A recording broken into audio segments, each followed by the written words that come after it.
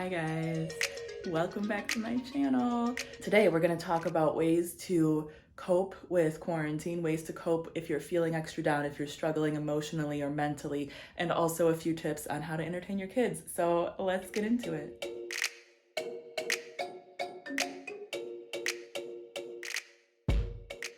So one thing I've been doing that I have found really inspiring and helpful is to set goals of things that I can accomplish during quarantine. Now, since we don't know exactly how long it's going to last, there's going to be some wiggle room there, and you can always add more things as you accomplish them. But we know for sure, at least for where I'm living, that it's going to go through the end of April. I kind of made a list of about 20 goals that I can accomplish in about 1 month's time. Most of them are business and work related, but it doesn't have to be work related. It can be anything. It can be doing spring cleaning. It can be working on a project around your house or in your yard that you really wanted to get done and you've never had the chance to do it. Anything that you want to accomplish that you can sort of check off your list of goals, or it takes you one step closer to where you want to be. If you are an entrepreneur or an aspiring entrepreneur, there's lots of stuff you can do. If you're stuck at home or you're spending a lot more time at home than you normally do, it's a really good time to work on your business. And I know for a lot of people, time is the whole reason why they have never gotten to work on their business, So that's just an example. I am an entrepreneur. I've always been an aspiring entrepreneur, and so I really feel for people who are, and I would love to help them out the best that I can, even though I don't necessarily have everything figured out yet. I'd still like to provide resources. But one of the big goals that I have set for myself, which is kind of business and personal combined, is that I want to get my house cleaned up so that I can film a 1 year in our house tour, because the end of April was when we closed on our house and the first weekend of May was when we were able to move in. So we're almost coming up to a year in this house. I've never actually filmed a house tour yet, but I've always wanted to, and I thought this would be a really good excuse, especially now that I have all of this extra time, all of this forced stay-at-home time. It's a good time to get the house cleaned up, and it's really not that dirty. It's just like having every room clean at the same time is kind of a lot of work. Another thing you could do is, look at your life, and that sounds really dramatic, but look at your life, look at your daily life, and think about things that you might like to change. For example, something that I've been working on a lot lately is my morning routine and my morning habits, and just being able to wake up earlier. And if I'm not able to, why am I not able to? What am I doing wrong? What can I do differently to help myself wake up earlier? That could be a goal, to just get myself in a place where I can wake up at a certain time every morning. Or maybe you just feel groggy all day, or maybe you feel sluggish all day, or maybe you feel anxious and your mind is just full of so many things that you want to do that you don't know where to start or what to do or how to do them. You just feel there's always things you want to do, but you're never feeling like you're accomplishing anything. Become aware of those feelings and then maybe set goals in relation to those feelings. That's definitely something that I struggled with for a really long time, and I actually created a sort of a daily checklist for myself that I use. It's called Morning Sheets, and I actually made it into a guide and a free printable that you guys can get, and I'll put a link to it below. But this is something that has really helped me to get in a clear headspace and to just sort of know what I'm working with through the day, if that makes sense. So I'm gonna do a video all about morning sheets later, but I did want to kind of throw that in there in case that was something that you'd be interested in. It is free on my website. Like I said, you just have to sign up for my email list. If you are into online business, you will know that as my lead magnet. So that is one of the things that I accomplished the last month. Was I wrote that course. I created that lead magnet to help get people on my email list, and I'm really proud of it.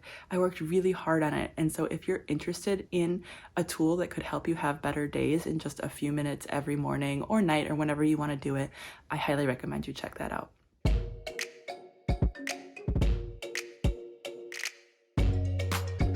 All right, so we got the goals written down. What's next? Now I want to talk about doing things that are not necessarily productive or work related, but things that are fun. This is something that I am always struggling with, being a stay-at-home mom and, a housewife, and also working from home. There's always things that need to be done. There's always the next thing, the next project, the next thing that needs to be cleaned, the next meal that needs to be cooked, the next work project, the next goal that I have to work towards. And it's easy to always go to that and always turn to what needs to be done, what's not done, what should I be doing right now, and kind of forget about the fun aspect of things. Or even if I don't forget about it, I just will choose to do something more productive. Or sometimes it feels like my brain just doesn't even want to think about fun. You know, it's like, oh yeah, it would be fun to paint, but because I have all these other things to do, I can't focus on that right now, or I wouldn't be able to focus on that, so I don't even try.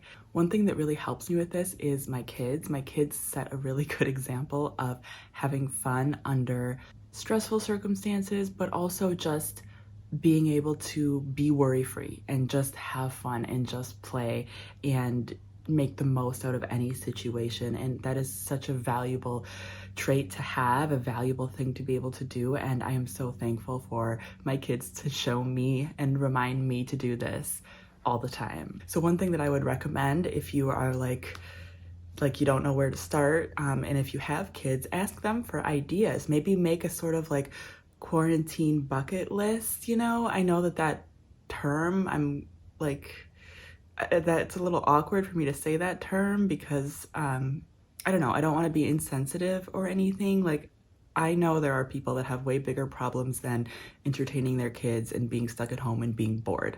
I totally know that. But in this context, I just use the term bucket list as like a list of things to look forward to, a list of fun things to do, not things that need to be done or things that need to be accomplished or whatever, but fun things. Lila had the idea of doing a 24-hour challenge. So she watches YouTube Kids, and I think she watches these girls that do lots of slime videos, but one of their videos was a 24-hour challenge where they stayed in their room for 24 hours. And Lila wanted to do this. And at first I was like, no, that's ridiculous. Like, first of all, that doesn't sound fun to me. But then the more I thought about it, I'm like, so she wants to stay in her room for 24 hours. I can come and check on her, obviously. Rosie can go in and play with her, obviously, because it's Rosie's room too. I'll bring her food, I'll bring her snacks. It's just 24 hours. If she watches her tablet the whole time, she's not gonna die, her head's not gonna explode. And I get 24 hours that she's not gonna be coming to knock on my door, and she's not gonna be asking for things because she can't, because she's in her room. And I said, what is the downside of the situation now? So I agreed to it, and she did it, and here is some footage of that. He's bubbles. Okay, we are starting the 24-hour challenge in 5, 4, 3, 2, 1, yay! Show us the sign you made. Today I'm going to do a 24-hour challenge. I made myself snacks, a little entertainment table, a bunch of snacks. Oh my goodness. I got graham crackers, 2 oranges, peanuts, 3 cheese sticks, a taco shell. Okay. Because taco shells are like chips. I've been trying to get a shirt on this one all morning, and she just doesn't want a shirt, do ya? So it is about 9:15 right now. I'm gonna start my timer on my phone, and I think I'm gonna check in on you like every hour, and we'll film a little update every hour. How about that? Sounds good? Uh-huh. Okay. You gonna stay up here, Rosie? Because you see all the food? Yeah. Been 1 hour. How's it going? Good. Good? Mm-hmm. Before I had some peanuts when the challenge started. Are you bored yet? No. And then I was just eating crackers. Mixed crackers. Cool. Was Rosie driving you nuts up here? Yep. Yep. 1 hour down. How many more to go? 23. All right. See you back in another hour. Yeah. This actually feels like really quick. The hours feel like really long minutes. Wow. Cool. Yeah, just really long minutes, and the minutes just feel like long seconds. And Nice. the seconds don't feel like anything. Just nothing, huh? Yeah, nothing. How's it going? I'm going good. Yeah? Yeah, I'm just playing with my LOLs. I just went to the bathroom. Are you bored yet? No. 2 hours down. 22 more to go. That's right. I'm not bored, but I just don't know what to do next. Because I have so many choices. Oh, wow. You Yeah, bored yet? a little. Yeah? You Yeah. feeling like you have a lot of energy? Yeah, because you guys went outside this morning, and I didn't get to come because I'm cooped up in my room here, Yeah. even though it's pretty big. And I have a walk-in closet, which is now our kitchen. Yeah, that's pretty cool. Yeah, and I made my second bedroom. All right, well, I'll come back when dinner's ready. No. Are you lonely? Yeah. Well, that was your choice. I'd like to at least have Rosie. All right, well, I'll let her know that you're interested. Okay. All right, it's 9:15. Woo! Are you happy to be done? No, I gotta do it for a few more hours. Really? Yeah. Can I do the 24-hour challenge again? 24 more hours you're going to stay up here? Yeah. What? Yeah. You're so cute. I'm don't staying know. up here. Vroom, vroom, vroom, vroom, vroom, vroom. Vroom, vroom, vroom, vroom, vroom, vroom, vroom, vroom. Okay.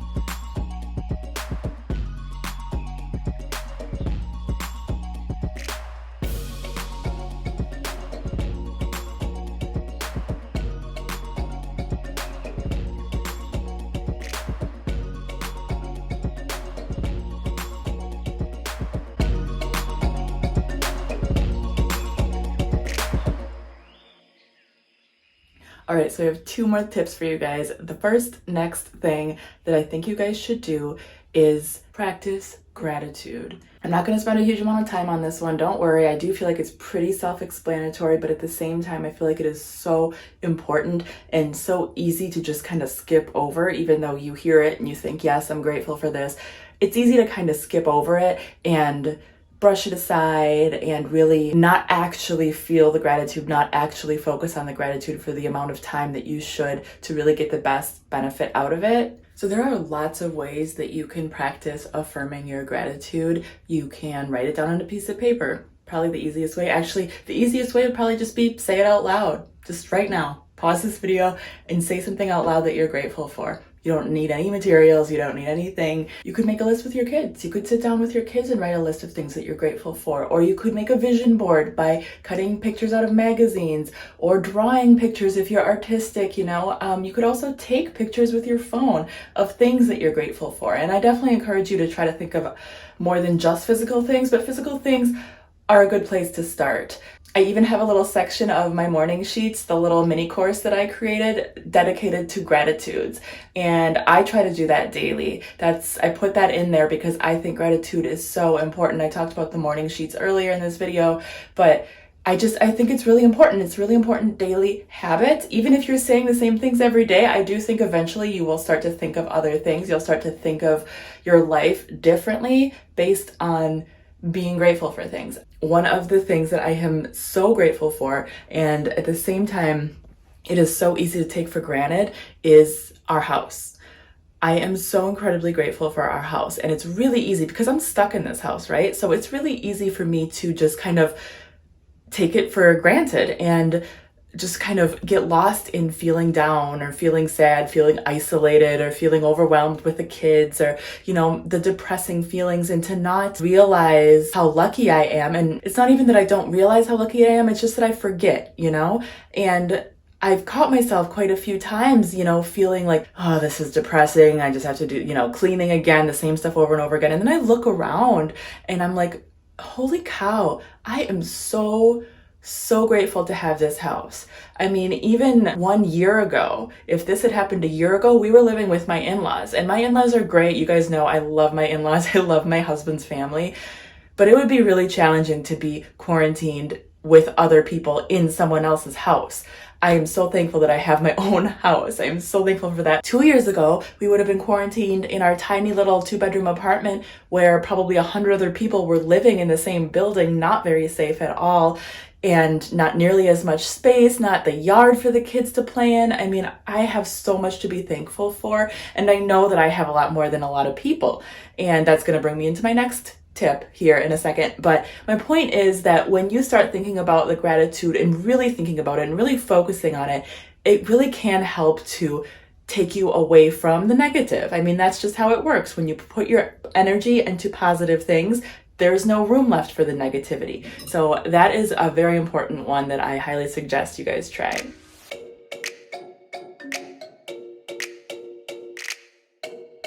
So even though we can't physically be helping people, there's so much we can do. And this is a hard one for me too. All of these things are things that I'm like working with. I'm not a master at any of these things. These are all things that I want to get better at, and that's why I thought I would share them with you, because I'm sure they could also benefit other people to work on as well, if that makes sense.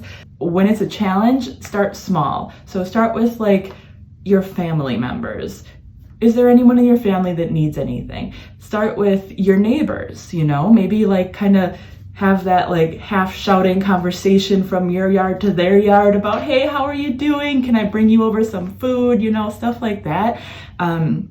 Depending on how you are with your neighbors, of course, you could offer to go grocery shopping for them. You can, again, ask them if they need anything, that kind of thing. You can do Skype calls or FaceTime with people. This is a kind of a tough one for me because I'm such an introvert that I don't like to do too many of those. I hear stories about people saying that they're on FaceTime like 6 hours a day, and I'm like, no, thank you. I try to go on like a couple times a week with family and friends and just getting out there because it does feel good. As long as I kind of pace myself and I don't overdo it, it does feel really good. And not only is it good for whoever you're talking to, whoever you're, you know, socializing with, especially if they're in isolation, it's also good for you. It's also good for you to get socialization. Another thing you can do is make an effort to support your local businesses. Any businesses that you normally would go to that you're not going to, you can search for them on Facebook, you can look them up in the phone book if those still exist. You can reach out to them and say, hey, what can I do? You know, I heard of people who are offering to pay for like their salon services for the rest of the year in advance, just to help out those small businesses that are really struggling right now because they don't have any business. I know local restaurants are really suffering right now. If they have takeout options, a lot of them are kind of pushing their takeout options, so look into that. And then of course you can always donate your money or your time. That's a little tougher because we can't physically really be anywhere right now. But there might be like online situations, online ways that you can donate your time, you can donate your money, or you can look into donating extra supplies. You know, just kind of put some feelers out and see what's needed in your community, what's needed in your family, that kind of thing, and see what you can do. Because not only will you be helping the situation and making the world a little bit better, but it feels good to do that. It really does. It's important to do that. It's important to set an example in your family for doing that. And I think it is just something that will help you overall in so many ways. If you guys enjoyed this video and you'd like to see more from me, there are 2 things that I would ask you to do. That is subscribe to this YouTube channel by clicking the red subscribe button down below. And number 2 is to click the first link in the description box to sign up for my newsletter. I send out newsletters a couple times a week with inspiration and motivation. I also share updates from my blog with recipes and projects that I'm working on. And when you click that link and sign up, you will also be registered to get morning sheets for free. That will be emailed to you as soon as you sign up. So that was the free mini course I was talking about earlier that helps me kind of get in a clear mind space for the day. You will get that when you click the link in the description box too. So go ahead and do that. Thank you guys so much for watching. I really appreciate you. If you enjoyed this video, I hope you'll give it a thumbs up. Leave me a comment. Let me know what your favorite part of the video was. Let me know what your coping tips are, or things that you think people should do, things that you've been doing that have been helpful during this tough time, and things that you think other people should be doing that could be helpful. Let us know in the description box. All right, guys, thanks so much for watching. I'll talk to you again soon. Bye.